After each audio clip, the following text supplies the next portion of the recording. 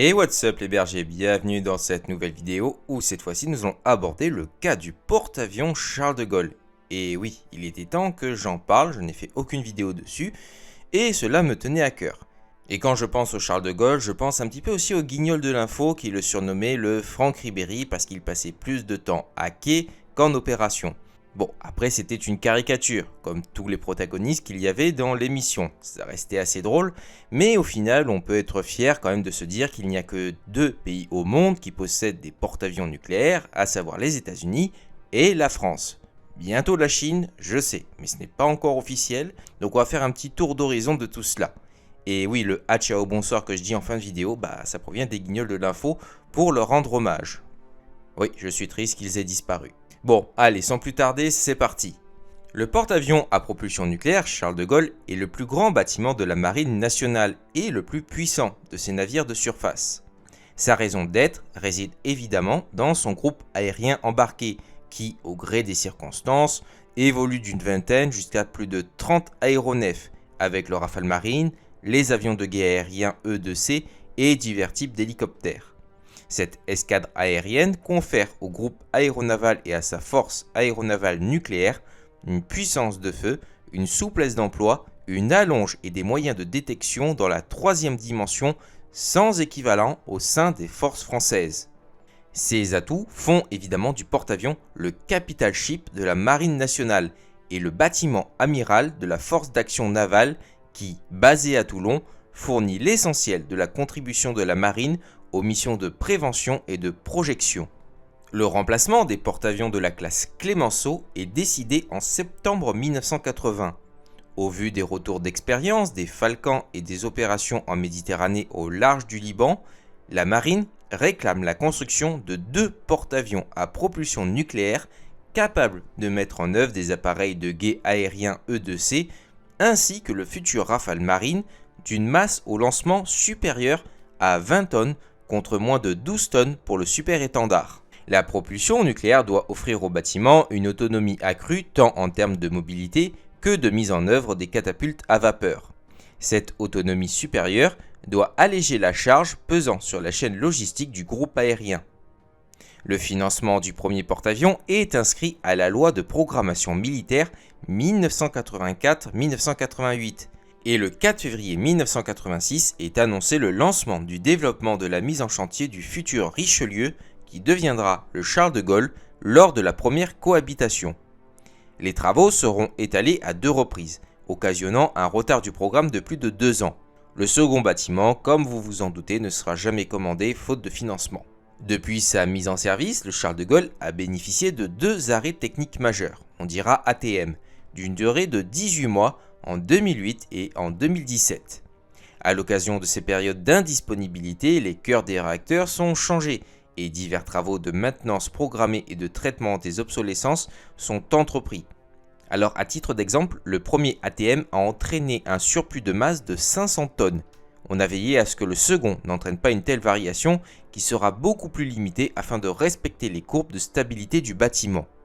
En effet, le deuxième ATM constituait le chantier de mi-vie du porte-avions et porta sur pas moins de 200 000 lignes de travaux, soit 2 fois plus que le premier. À cette occasion, de nombreux sous-ensembles ont été remplacés, à commencer par l'informatique du système de combat, le radar de veille 3D, les équipements de veille infrarouge et l'optique d'appontage. Le coût des travaux s'est élevé à 1,3 milliard d'euros. Prévu en 2027-2028, le dernier ATM devrait permettre d'emmener le bâtiment au terme de sa carrière en 2038. Alors je mets des guillemets à ça parce qu'on suppose que le bâtiment sera prolongé au-delà. Ce n'est pas officiel, ce n'est pas confirmé, mais il y a des suppositions par rapport au PNG où là aussi la commande entraînerait des retards. Enfin bref, là-dessus rien n'est sûr, mais il est possible que ça aille au-delà de 2038. Le bâtiment est conçu pour mettre en œuvre des aéronefs d'une masse maximale de 25 tonnes, soit 10 de plus que les appareils des Clémenceau, tout en conservant une taille quand même très raisonnable. Défini comme étant petit mais costaud, le bâtiment doit disposer d'importantes capacités de survie aux dommages de combat. Ces impératifs font du Charles de Gaulle un concentré de technologie, d'ingénierie et de savoir-faire industriel français. Le projet représente 3,5 millions d'heures d'études, 13,5 millions d'heures de fabrication, 10 000 plans, 200 000 matériels intégrés en 2500 locaux, 1200 km de câbles et 300 km de tuyauterie. Le coût global du bâtiment s'élève alors à 3 milliards d'euros, soit un surcoût de 15% par rapport au budget prévu. La décision de construire le futur porte-avions nucléaire à Brest, dans la norme numéro 8 de l'ANINON, détermine la taille du bâtiment. La longueur de la coque à la flottaison, je précise, sera limitée à 240 mètres afin également de pouvoir y installer sans contrainte les 2 lignes d'arbres composées de tronçons de 30 mètres. L'assemblage des 2 premiers blocs est réalisé le 14 avril 1989. Ces blocs sont construits à Brest mais également à Cherbourg. Chaque bloc de la poutre flotteur, certains atteignent quand même 100 tonnes, est constitué d'un bordé extérieur sur lesquels sont soudés une structure interne puis le vec intérieur, formant ainsi une double coque et double fond d'une épaisseur maximale de près de 3 mètres. Les caissons les plus larges correspondent à la zone centrale de la coque, au sein de laquelle s'insère évidemment le compartiment chaufferie nucléaire.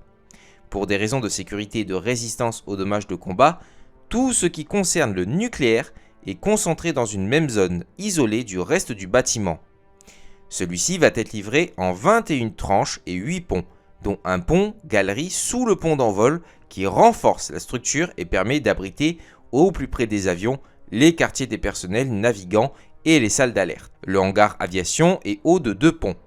La conception très cloisonnée de la coque du Charles de Gaulle et la sophistication de son organisation de contrôle des dommages a commencé par la lutte anti-incendie en font un bâtiment conçu pour rester à flot après avoir encaissé plusieurs torpilles et missiles.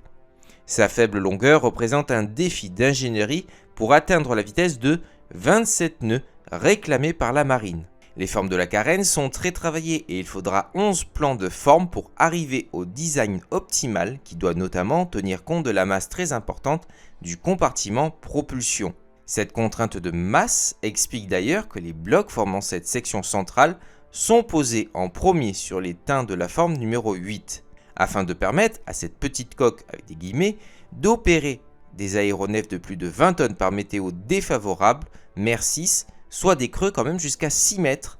Le bâtiment est artificiellement stabilisé, ce qui constitue sa grande originalité architecturale. Le SATRAP, le système automatique de tranquillisation de plateforme, est à l'époque unique au monde et permet la mise en œuvre des aéronefs dans les mêmes conditions que les supercarrières américains. Ce système comprend des détecteurs de mouvement, des gyroscopes qui sont reliés à un calculateur qui détermine en permanence les mouvements en roulis et lacets de la plateforme et son positionnement par rapport à l'horizon. 2 paires d'ailerons stabilisateurs, mais aussi les 2 safrans de gouvernail agissent de manière coordonnée sous l'autorité d'un automate. Le positionnement initial des safrans, caractérisé par une forte angulation vers l'extérieur, devra être revu lors de la remise à niveau après essai, le RANAE, après l'apparition lors des premières navigations d'importants phénomènes vibratoires, peut-être dû d'ailleurs à la forte sollicitation des safrans dans la zone perturbée du sillage d'extrémité des pales d'hélice. Les safrans seront alors repositionnés près de l'axe des lignes d'arbres, en laissant néanmoins une marge en latérale pour le démontage de celle-ci. Parallèlement au SATRAP, le bâtiment est équipé d'un système de masse mobile en transversale dit COGIT pour compensation de la gîte, qui est composé de 2 fois 6 trains de 22 tonnes déplacés par 12 treuils d'un bord sur l'autre dans des tunnels perpendiculaires à l'axe de la coque au niveau du maître-bau. COGIT complète la réduction du roulis et des embardés. Il permet au porte-avions de virer à plat et de compenser la gîte générée par les vents transverses ou le déplacement d'ailleurs des aéronefs sur le pont d'envol. La combinaison des 2 systèmes, le SATRAP et le COGIT, corrige le roulis dans une limite de plus ou moins 3 degrés et permet une gîte limitée à 1 degré par mer 3-4. Maintenant, nous allons parler évidemment des capacités aéronautiques du Charles de Gaulle. Il est donné pour pouvoir mettre en œuvre au maximum de 35 à 40 aéronefs de classe 20-25 tonnes. Cette capacité maximale n'a cependant jamais été atteinte en opération de guerre. Les installations aviation permettent jusqu'à 80 sorties par 24 heures pendant 7 jours par pontée massive de 20 à 24 avions renouvelables toutes les 4 heures ou par pontée enchaînée de 4 à 8 avions toutes les heures et demie environ. L'agencement du pont d'envol a été conçu pour faciliter la circulation des avions entre les ascenseurs, les zones de parking et les catapultes.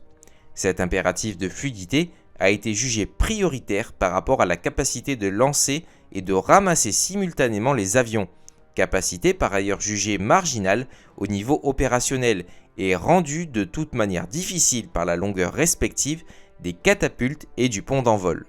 Les catapultes C-13 et les brins d'arrêt MK7 sont des équipements américains acquis sous licence par DCN et qui sont en dotation sur les porte-avions de la classe Nimitz, mais adaptés au gabarit évidemment du Charles de Gaulle. La fabrication des catapultes a été sous-traitée à la société hollandaise Hydrodyn. Les C-13 ont une puissance instantanée allant jusqu'à 50 MW. Elles fonctionnent avec une vapeur sous 30 bars de pression issue évidemment des chaufferies nucléaires. 500 kg de vapeur fournie par un réservoir tampon de 54 m3 déplace en 2 secondes sur 75 mètres un chariot de 2,8 tonnes auquel est fixé l'avion via sa barre de traction. Une catapulte peut lancer chaque minute un appareil d'une masse maximale de 23 tonnes avec une vitesse de sortie de sabot entre 250 et 296 km/h avec une accélération de 4G. Le porte-avions peut lancer une pontée de 20 appareils en 12 minutes. La puissance des catapultes, réglable selon la masse de l'avion, permet au Charles de Gaulle de lancer des appareils dans des configurations les plus lourdes avec un minimum de vent sur le pont. Dans les faits, le bâtiment navigue rarement au-delà de 15-20 nœuds lors des opérations de lancement. En revanche, pour les ramassages, le vent apparent sur le pont joue un rôle beaucoup plus important. Les 3 brins d'arrêt, longs de 31 mètres, sont reliés par un complexe système de palans à des presses hydrauliques placées sous le pont d'envol. Ils sont conçus pour stopper en moins de 100 mètres un appareil de 24 tonnes appontant à 230 km/h avec une vitesse verticale de 5 mètres secondes. Le Charles de Gaulle peut ramasser un appareil par minute de jour et toutes les 2 minutes de nuit. L'entretien et le fonctionnement des catapultes et des presses des brins d'arrêt sont supervisés par des spécialistes américains. Oui. L'appontage sur la piste oblique longue de 203 mètres s'opère sous la direction des pilotes chevronnés, les OA, les officiers d'appontage, grâce à un système optique, le miroir, qui guide le pilote sur la pente de descente idéale vers la zone des brins. Ce système est combiné à un dispositif d'aide à l'appontage par laser, le Dallas, qui utilise un laser de faible puissance émis par une tourelle placée sur la galerie bâbord. Le laser vise une mire sur la jambe de train avant de l'avion et donne aux officiers d'appontage la position de l'avion par rapport à son plan de descente idéal, facilitant ainsi la transmission vocale des corrections au pilote. Les aménagements aéronautiques du Charles de Gaulle sont conçus notamment autour du gabarit du super étendard qui affiche une envergure de 7,8 mètres. C'est pourquoi lors de la conception du bâtiment, les plateformes élévatrices des ascenseurs d'une largeur utile de 17 mètres sont données pour une capacité de 2 chasseurs. Quant au hangar, il est censé pouvoir accueillir 23 avions et 2 hélicoptères. Cependant, avec le Rafale, dont la voilure non repliable affiche une envergure de 10,86 mètres, ces chiffres sont du coup revus à la baisse. Cela ne semble pas trop grave pour les ascenseurs qui ne mettent que 15 secondes pour monter un avion du hangar au pont d'envol. Ce même hangar peut recueillir 15-16 Rafales et E2C et 2 hélicoptères. Une partie du groupe aérien est donc en permanence parquée sur le pont d'envol. Seuls les appareils en panne ou en cours de maintenance sont systématiquement descendus dans le hangar qui peut être séparé en deux en son milieu par une cloison pare-feu. Les capacités d'emport en carburoréacteurs et en munitions d'ailleurs offrent une autonomie de combat théorique d'environ 10 jours. Mais en opération intensive, le porte-avions peut être amené à ravitailler tous les 4 ou 5 jours, comme l'imposent les procédures inspirées de celles en vigueur au sein de l'US Navy, qui prévoit d'ailleurs notamment que les soutes à carburant soient toujours remplies à la hauteur des 2/3. Dans ce cas, comme durant l'opération Héraclès au large de l'Afghanistan en 2002, 2 pétroliers ravitailleurs se relaient en permanence auprès du porte-avions. Les pétroliers ravitailleurs d'escadre de la classe Durance ont une capacité de ravitaillement à la mer de 1100 tonnes de carburant et de 600 tonnes de frais solides, dont seulement 170 tonnes de munitions. En 2023, seuls les Marne et Somme demeurent en service.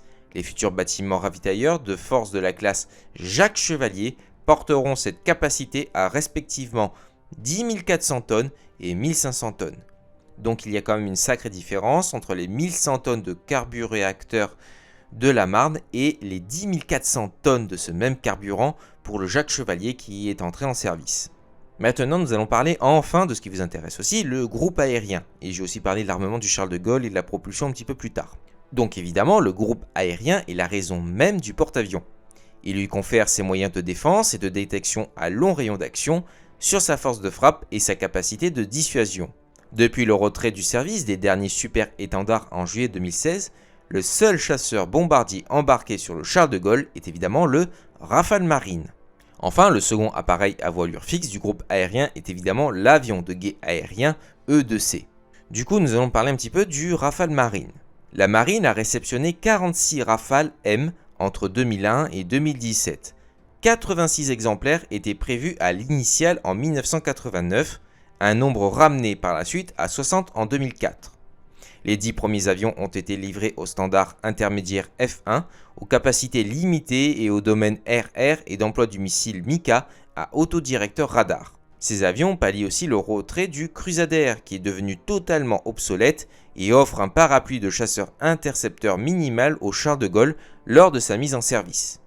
Les appareils opérationnels sont tous aujourd'hui portés au standard F3R, R pour Roadmap. Celui-ci dispose notamment de la capacité à recevoir un radar Thales RBE2 à antenne à balayage électronique active, une optronique secteur frontal, à voie TV améliorée et un nouveau détecteur de départ de missiles. Au niveau de l'armement, ce standard est devenu compatible avec le missile RR Meteor et avec l'arme guidée laser GBU-24 Pawave 3, disposant d'un corps de bombe de 907 kg. En 2003, la marine dispose de 41 Rafales équipant les flottilles 11F, 12F et 17F, dont la base de rattachement est Landivisieux dans le Finistère. Le Rafale Marine est un appareil apte évidemment aux missions de défense aérienne, d'appui sol, frappe air-sol dans la profondeur, reconnaissance photo ou électronique, lutte anti-navire, ravitaillement en vol et frappe nucléaire, ce par tous les temps, de jour et comme de nuit.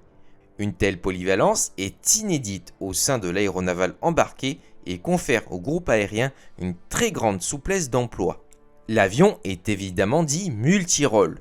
Un même appareil peut par exemple réaliser une mission en configuration d'emport air-sol ou ROCO tout en assurant son autodéfense en combat BVR, c'est-à-dire au-delà de la portée visuelle, à l'aide de ses missiles RR Mika ou éventuellement du missile Météor.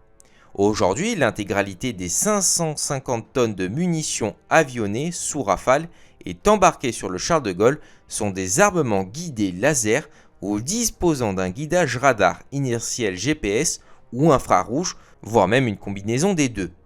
La dotation en opération de haute intensité du Charles de Gaulle est d'environ 24 Rafales, comme au large de la Syrie fin 2016. Le maximum théorique est d'environ 30 appareils, une campagne d'essai en ce sens ayant déjà été effectuée. La principale difficulté dans ce cas de figure est la gestion des mouvements d'avions sur le pont d'envol et aussi dans le hangar. Pour donner un ordre d'idée de la puissance de feu du groupe aérien embarqué configuré tout Rafale, 16 Rafale Marine ont la capacité d'emport de 40 super étendards et peuvent délivrer un armement plus sophistiqué sur des distances plus grandes tout en assurant leur propre protection. En clair et toutes choses égales par ailleurs, le Charles de Gaulle dispose d'une puissance de feu équivalente à celle dont disposaient en leur temps le Clemenceau et le Foch opérant conjointement.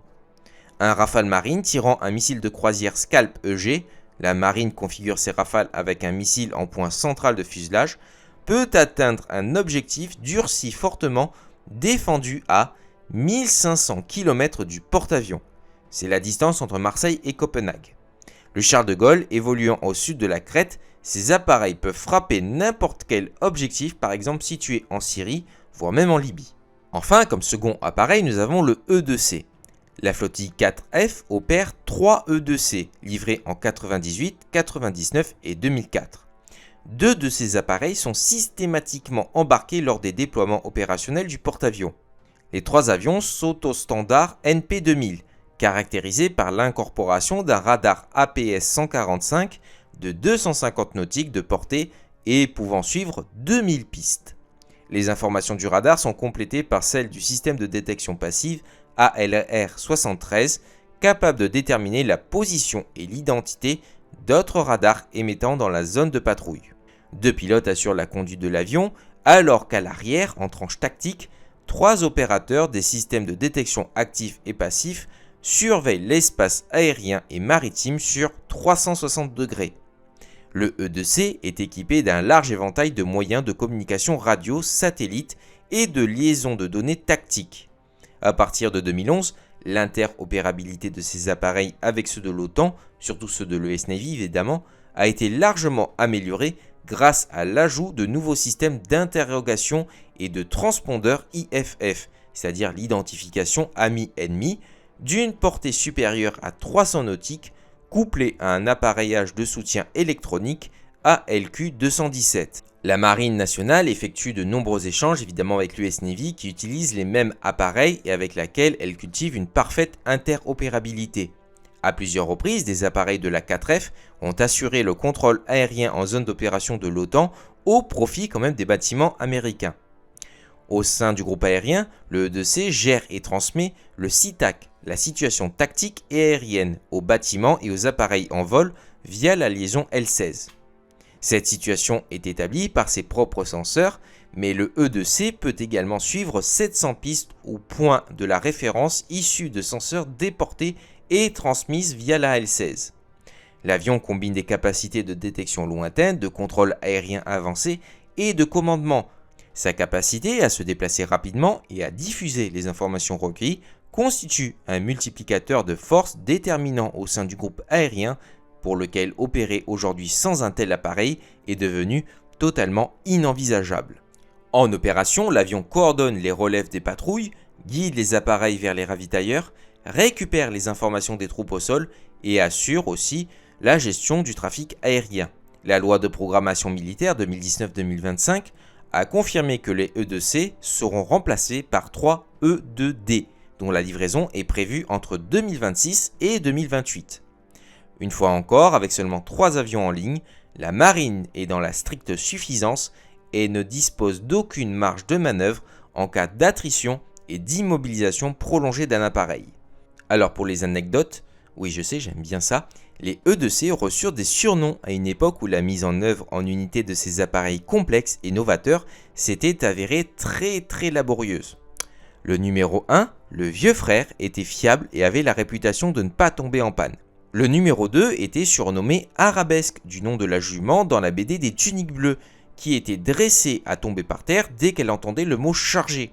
L'appareil numéro 2 en fait avait la réputation de tomber en panne en déploiement opérationnel. Enfin, l'appareil numéro 3 était surnommé pas de bol, en raison là aussi de panne à répétition. Voilà, c'était pour les anecdotes.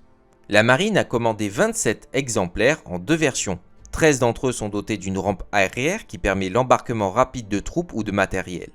Les 27 appareils sont néanmoins tous aptes à recevoir le kit modulaire, acquis à 14 exemplaires, comprenant l'ensemble de consoles tactiques nécessaires au travail de l'opérateur en charge des systèmes de lutte anti-sous-marine. Cet hélicoptère est le premier au monde doté de commandes de vol électriques. Ses missions sont le combat aéromaritime, la lutte anti-sous-marine et anti-navire, et les opérations spécialistes et le contre-terrorisme maritime. Ces missions sont avant tout le combat aéromaritime, la lutte anti-sous-marine et anti-navire, et les opérations spéciales. L'appareil, très sophistiqué, souffre encore aujourd'hui d'un taux de disponibilité qui est jugé inacceptable par les militaires. Ainsi, en janvier 2022, seuls 7 appareils sur les 27 étaient opérationnels. Cette faible disponibilité est due à divers soucis de maintenance, dont des problèmes récurrents de corrosion. De surcroît, l'appareil a été livré par Airbus Hélicoptères à des standards intermédiaires. Ainsi, les hélicoptères au standard STEP A opéraient notamment sur des missions de secours en mer et permettait d'entraîner les premiers équipages.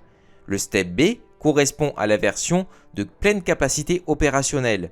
Un ultime standard, le MR1, initialement prévu comme une mise à jour à logiciel qui éliminait les bugs du Step B, se traduisait initialement par un chantier de mise à jour léger. Or, cette version a cependant ouvert la porte à l'implémentation ultérieure de toutes sortes d'améliorations supplémentaires, avec évidemment pour conséquence un nouveau chantier.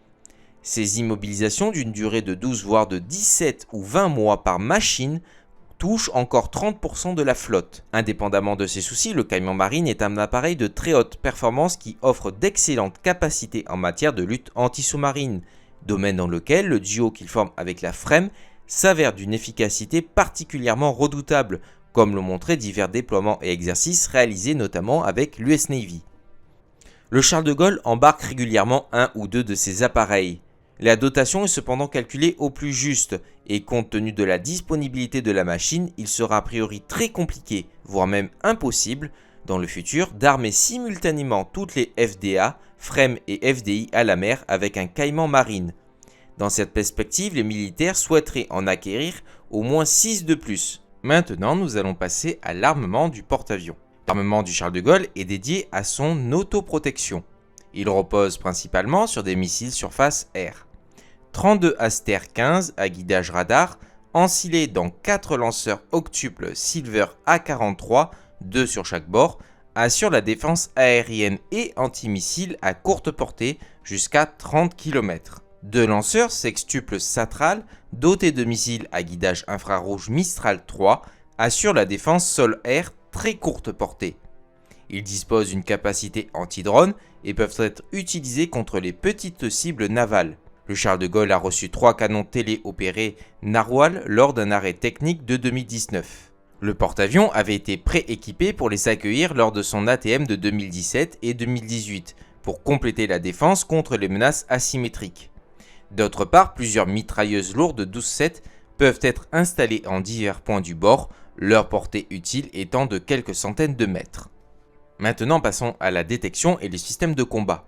Le porte-avions est équipé d'une suite complète de capteurs passifs mais surtout de 4 radars militaires dédiés à la détection aérienne et de surface, à la poursuite des cibles ainsi qu'à leur désignation pour la batterie Aster 15.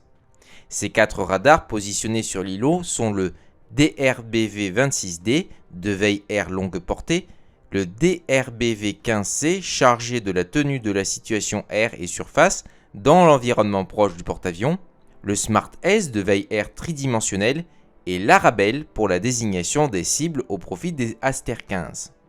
Ces deux derniers disposent d'antennes à balayage électronique. Ces radars sont complémentaires quant à leur performance, leurs actions peuvent être combinées ou utilisées séparément au choix évidemment du central opération. 2 radars civils de navigation Therma-Scander sont également intégrés au système de combat. Lors du dernier ATM du Charles de Gaulle, 2 nouveaux systèmes infrarouges par contre ont été installés.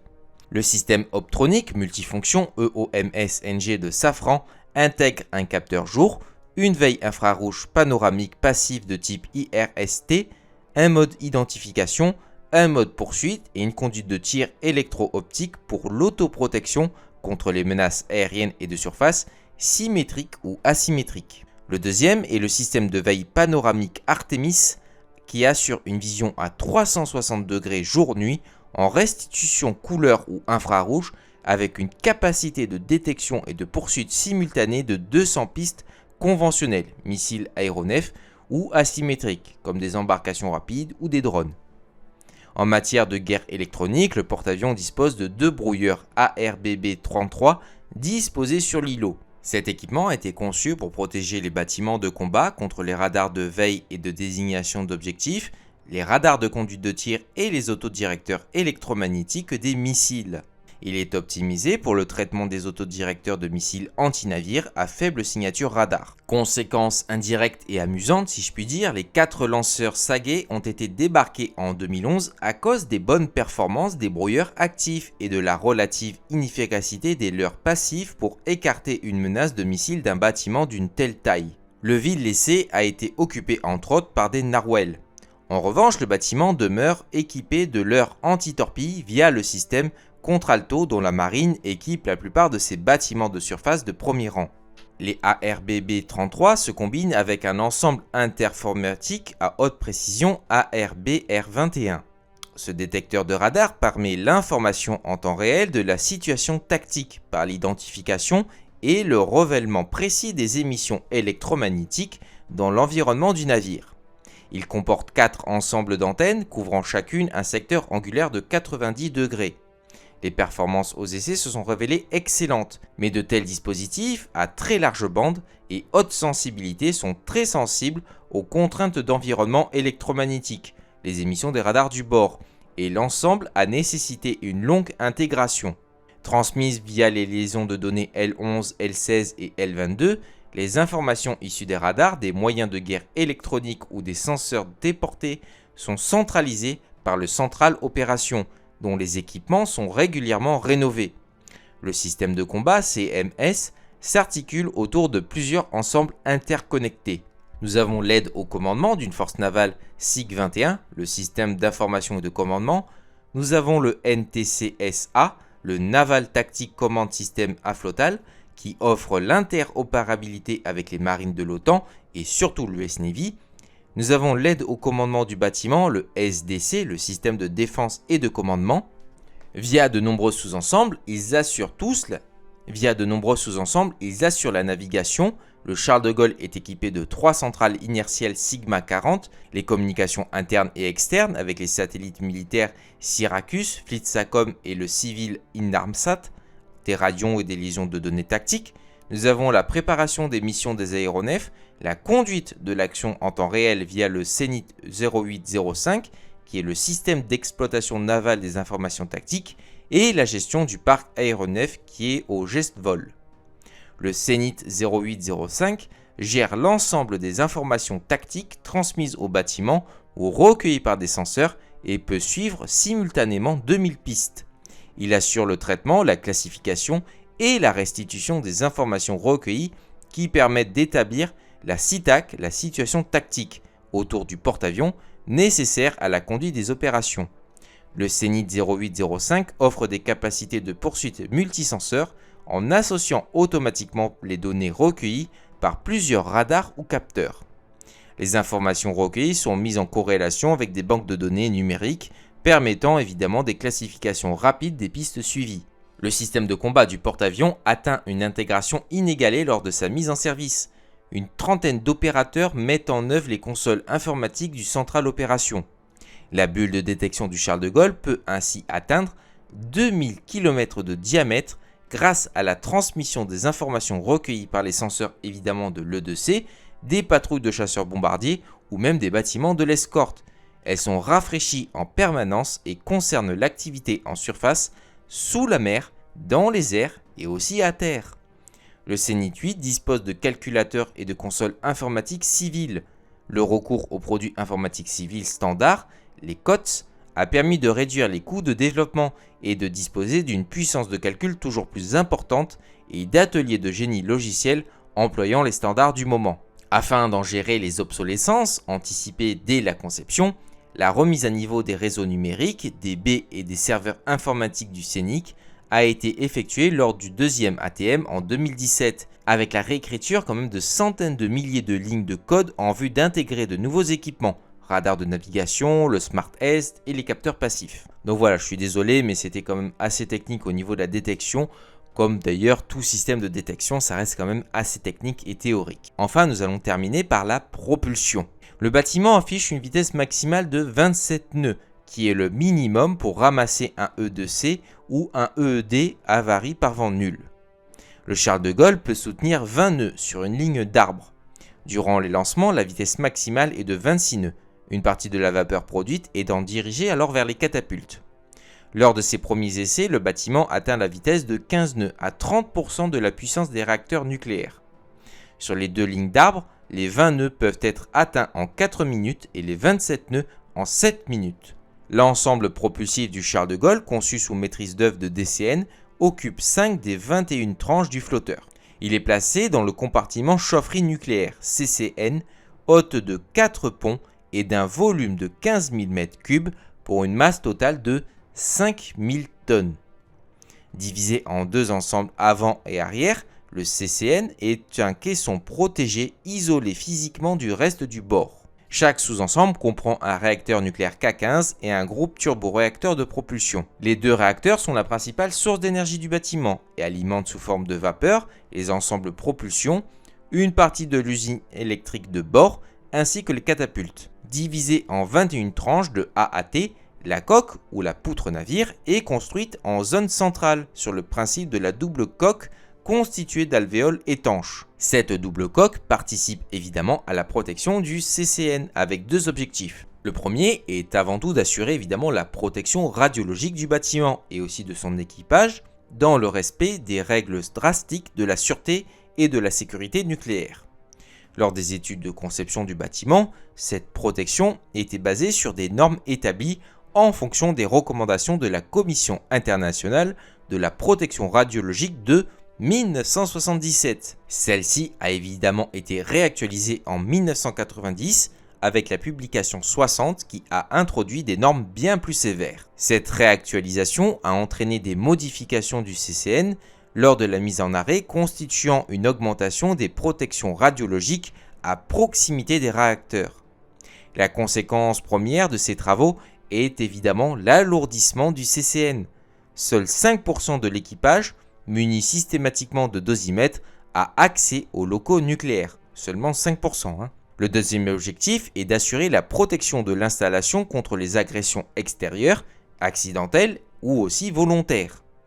Ceci se traduit par l'adjonction de sponsors latéraux disposés sur les flancs de la coque, au-dessus de la flottaison, de manière à augmenter la profondeur de la protection passive du bâtiment contre les missiles anti-navires, mais également dans l'hypothèse d'un abordage par un bâtiment de 5000 tonnes, lancé tout de même à 30 nœuds et arrivant à angle droit. Presque tout a été anticipé, même le cas d'un abordage, nous venons de le voir. Les deux réacteurs nucléaires Naval K15 sont également installés sur les SNLE de la classe Triomphant. Ils ont reçu chacun un nom de baptême, en l'occurrence Aditon et Xena, et reprennent l'architecture dite en boucle intégrée des réacteurs K48 installés sur les sous-marins nucléaires d'attaque de la classe Ruby. Sur ces réacteurs, les générateurs de vapeur sont directement intégrés dans l'enceinte de confinement du réacteur et non plus à l'extérieur de celle-ci. Chaque enceinte de confinement mesure 10 mètres de hauteur pour 10 mètres de diamètre et possède une masse totale de 900 tonnes. Ces réacteurs fonctionnent avec de l'uranium faiblement enrichi, identique au combustible des centrales nucléaires EDF. Donc quand vous passerez à côté d'une centrale nucléaire, vous penserez au Charles de Gaulle. L'approvisionnement s'en trouve alors rationalisé, mais la qualité de l'uranium utilisé impose un rechargement des cœurs tous les 9 ans environ. La vapeur produite alimente les groupes turboréacteurs condensateurs 61 SW composés de deux turbines haute et basse pression. Chaque groupe entraîne une ligne d'arbre via un réducteur à double réduction. L'ensemble avant attaque à tribord une LA de 125 mètres et l'ensemble arrière attaque à bâbord une LA de 75 mètres. Les lignes d'arbre LA actionnent des hélices quadripales de 5,9 mètres d'un poids de 19 tonnes fabriquées aux États-Unis. Leur design très travaillé est destiné à maximiser leur rendement tout en réduisant le sillage du bâtiment, voire même son empreinte acoustique. La puissance propulsive totale transmise au réducteur atteint un maximum de 83 000 chevaux. Pour des questions de gain de production, les groupes réducteurs du Charles de Gaulle sont identiques à ceux des frégates de la classe Tourville. Il est apparu que dans la version initiale, ces accouplements prévus pour une durée cumulée de fonctionnement de 100 000 heures ne pouvaient excéder une vingtaine de milliers d'heures. Aussi, ils ont été modifiés par la suite. La vapeur produite alimente également l'usine électrique constituée par 4 groupes turbo-alternateurs d'une puissance unitaire de 4 MW, disposés à raison de 2 par compartiment de propulsion. L'alimentation de secours est assurée par 4 diesel alternateurs d'une puissance unitaire de 1,1 MW. En sauvegarde, 4 turbines à gaz Turbomeca Astadou de 4 M3 de 250 kW sont disponibles. La puissance électrique totale est de 21,4 MW. Le Charles de Gaulle doit être officiellement, je resterai sur la version officielle, désarmé en 2038, sauf à devoir entreprendre un 4e et dernier ATM pour recharger une dernière fois ses réacteurs. En vrai, c'est tout à fait possible. Par contre, sa taille et les capacités de ses installations ne lui permettront pas de mettre en œuvre le successeur du Rafale, de dimension et de masse plus importantes, avec le NGF. Alors, je sais, le NGF, c'est un petit peu compliqué, j'ai fait déjà 2 vidéos dessus. Je ne vais pas m'étendre sur le sujet, nous verrons dans les prochains mois, voire même peut-être années, où ça va nous mener. Enfin, pour en revenir sur les hélices, au début de la carrière, le Charles de Gaulle a quand même perdu une hélice. Et heureusement que l'hélice est partie vers le bas et non vers le haut, parce qu'au-dessus, il y avait une partie du quartier des équipages.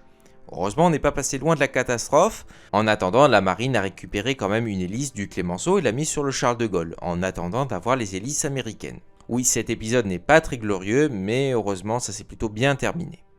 Et voilà les bergers, c'est la fin de cette vidéo, j'espère qu'elle vous aura plu, si c'est le cas n'hésitez pas à vous abonner, ça me fera extrêmement plaisir. Et sur ce, je vous dis à ciao, bonsoir.